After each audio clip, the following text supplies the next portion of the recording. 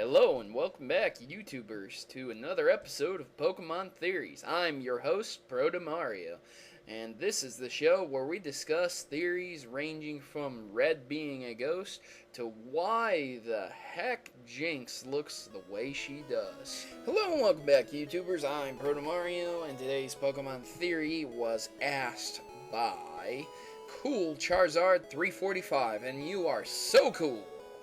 How do trainers know which Pokemon is in the Pokeball? That's a good question, Charizard.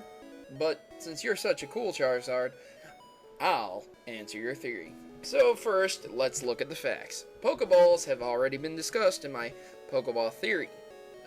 What's inside a Pokeball?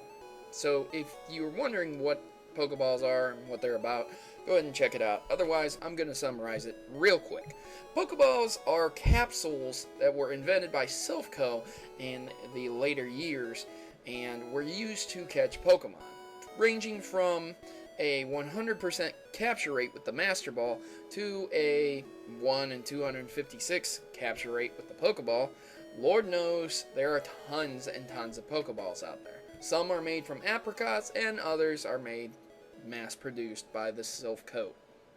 So, Pokeballs themselves are not really that different from each other. When you have a bunch of Pokeballs, and that's all you use, how do you know which Pokemon you're selecting for battle? Go Charizard? Pikachu, what were you doing in that Pokeball? I didn't mean that. Return. Go Charizard? Vaporeon? God dang it, which one is Charizard? It is somewhat troubling. However, I have several answers for this Pokemon theory. In fact, it is shown in the anime Ash chooses a Pokeball to battle Team Rocket when they're having some kind of a dinner party. And when he sends Charizard out, Misty asks him beforehand, is that Charizard's Pokeball? And he says yes, without looking at the Pokeball, without trying to figure out the identifying marks on the Pokeball that would make him Charizard. Oddly enough, in the first episode, there's a Pokeball that Ash receives for Pikachu. Ash never uses this Pokeball outside the first few episodes.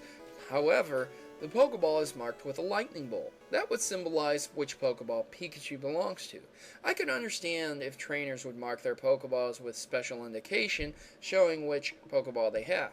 However, it is noted that on almost every Pokemon character sprite in the game, in the original games, from the red and blue to yellow to the later games, many trainers actually have their Pokeballs arranged in some strange way. Jugglers are juggling them in a certain way. Other trainers have 6 balls on their chest in a different order. From front to back, you can easily identify which Pokemon you are going to use. So, that is the theory on this.